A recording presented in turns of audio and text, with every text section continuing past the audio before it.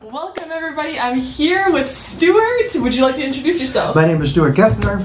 I've been, in my previous life, I'm a pharmacist. Used to own pharmacies here in town. Still, I'm retired, still volunteer for the county. And just got into real estate investing because I just wanted to live a better lifestyle, not stand on my feet and fill prescriptions and deal with insurance companies, big pharma, FDA, State Board of Pharmacy, and prior auths. Those got to me after a while. Wow, so he was a legal drug dealer and now he's a real estate investor. Yeah, and never got caught doing anything illegal, so it was always legal. What was that first real estate deal that completely changed the way that you look at wealth? I had an experience where I was going through divorce, and I had custody of my daughters. They were 7 and 5, and they wanted to go to this thing called the Renaissance Festival. Okay. And my soon-to-be ex had the MasterCard. I had the Discover card, and I knew I was up against my max. So I had to go to Fry's shopping because they sold those tickets on sale for the Renaissance Festival. And so the girls went. They really want to get the henna tattoos. We're driving back from the Renaissance Festival. I lived in North Phoenix, and my gas light started to flash on the way back up. Okay. And as I hit Camelback, that flashing light turned to solid. Oh. And I said, uh-oh, I know what's next. Not cool with 2 kids asleep in the back of their car seats. I pulled off at Shea, went to the 7-Eleven at Shea and 32nd Street, and was scared that my Discover card was over the limit and they would say no. And I put my card in, and I was thinking, I got my gym bag between the 2 girls. I bet there's $5 in there just in case. And Discover card said, fill it up. And I grabbed that pump before they could change their mind. And I filled it up all the way that I could. Yeah. And then, they clicked. And I wasn't sure when I was going to be able to get more credit on that. So I decided to top it off. I don't know if you've ever done this, but if it's already full and you just squeeze a couple. Right? No, I didn't squeeze a little. I squeezed a lot because I didn't know. Yeah. And bam, I got gas all over me from head to toe. Oh no. And it's very humbling. I was very embarrassed. Oh my goodness. Like the smell of gas, just not when I'm all doused in it. Yes, exactly. So drove the girls home, turned the radio down, just saying, there's got to be something better. Put them to bed, and I've been hearing about real estate investing, and I thought I'd give this thing a try. So that's how it all started. Wow. Yeah. So you just heard about it and then Yes. you gave it a try. What is giving it a try? So back in the day, this was before YouTube University and all this digital marketing and news available at the second. So I got the Sunday newspaper and I started calling FSBOs, for sale by owners. And this one lady said, this would be a nice investment house if you'd like, come by and take a look. So I went by, I took a look. I thought it was a good deal. I did some math, had no idea what I was doing, did the math. And back in those days, Hallmark stores used to sell contracts. So you could go to their little section of just templates. You could get one for real estate leasing, real estate purchase, divorce, probate, whatever it is you wanted. Right? Back in the day. Yeah. So I grabbed this template, I filled it out, and I had to put up $1,000 earnest money. Didn't know what that was.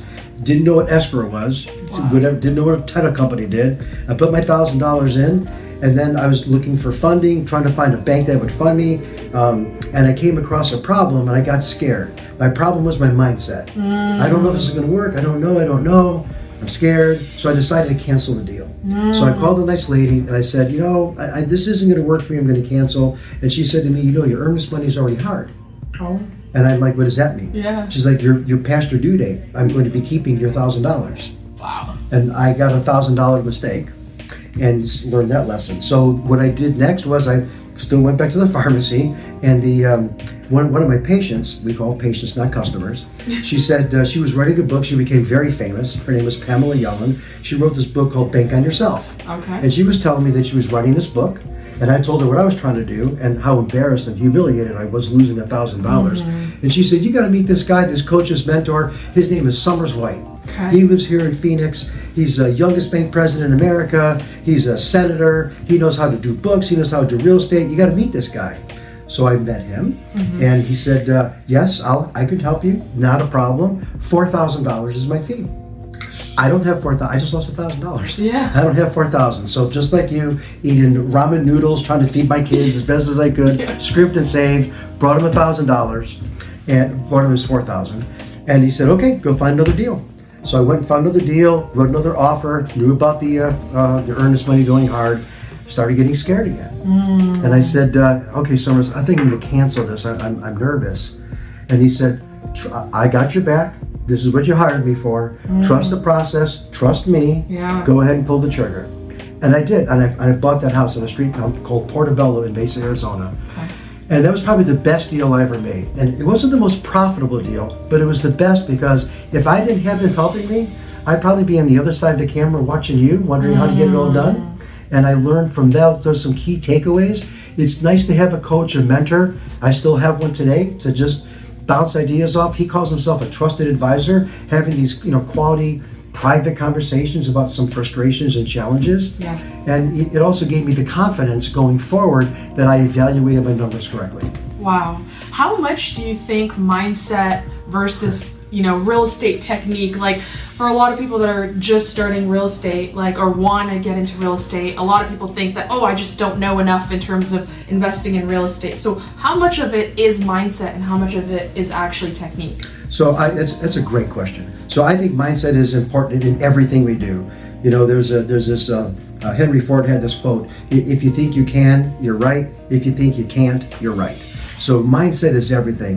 However, you always want to start with knowledge. And I'm going to say, honestly, you can probably get everything you want to know off YouTube University these days. You might even get some conflicting views on how to do things on YouTube University. Right. But at the end of the day, my advice is education. And then find someone that's done it already. So good. Right? Yeah, and see if they'll help you get through those gaps. Yeah. Because, here's how I look at it. It's like riding a bike. When was the last time you rode a bike? Years. Right? But if I had a bike and we brought it in the parking lot and you hopped on it, probably in 5-10 minutes you'd be. So the concepts in real estate investing, they stay the same. What changes is the flooring, the color of the appliances, what kind of countertops are you going to put in. But the concepts are consistent. So if you learn the concepts, you're going to be able to be successful over time. I love that. No, that is super incredible. So now, so you got into real estate, you kind of built your mindset, and how did your real estate journey kind of, take off? Like, did you start doing single family flips? Like, how did that journey kind of look like? I dabbled in a little bit of everything, not Okay, knowing what I was doing, not knowing what I was doing, right? I tried to flip. I had no idea what wholesaling meant. I had no idea what I was doing when I was flipping. But I'll tell you a funny story. I did another deal in Mesa. I was trying to do a flip, and I brought it to the marketplace, and I put flyers in the bucket, printed flyers at home, put the flyers in the bucket for the price. I think the price at that time was like $150,000, and properties were selling for 110, 120 back in the day. Must be nice. That's nice, right? Yeah. And the neighbor comes in and she grabs the flyer, and I was working, and she goes, 150, this is way overpriced. And I looked and I said, don't you really want me to sell it for 150? Yeah. Because if I do, won't that make your house worth more? That's right. And she's like, oh, yeah. And I did sell it for 150. That is so awesome. That's amazing. True story. Wait, that's so good. So it sounds like you've dabbled in flips, wholesale, Yes. you've done the BRRRR. Yes. Have you done development? That's one thing I haven't done. I have a good friend from high school that if I needed a resource, he's a developer from Chicago. He's working out here in Arizona. I did wholesaling, I did fix and flip. And what I found was for long-term wealth, buy and hold is what I decided to focus on. I love that. Because this is not get rich quick, but it's get rich slow. Yep. And if you just put the time, effort, energy into it, it works every time. No, that's amazing. And I love that, there's no right or wrong way. Like if your strategy is long-term hold and somebody else's development or somebody else's flip, there's no right or wrong. No. It's just a matter of what your goals are. And for you wanted to build wealth and you wanted to preserve wealth versus other people that might need active income. They might have to wholesale or Absolutely. flip or do other strategies. So, Absolutely. Yeah. No, you're right. And on top of that, I want to let people know that you can really start anywhere. So you don't have to start with wholesaling, save enough money to do fix and flips, save enough money to do buy and holds. If you want to do buy and holds, let's start there. And I know that you were working on a project where you used OPM. And so you can use other people's money to invest with you. If you've got a great deal, the money will find you. So I think really where you want to start is where do you want to start? What do you want to focus on? Let's put together a plan, 3-month quarterly plan, 3 months, 6 months. What does it look like next year? And at the end of the day, we'll implement the plan, small steps every day, and you'll be surprised. You'll be able to accomplish what you think you may not be able to in a very short period of time. I love that. So if somebody who's an intermediate or more advanced investor is listening to this, what sort of lessons have you learned that is kind of on the intermediate or advanced side of things, I guess? Another great question. So if you want to scale, it's hard to do it alone.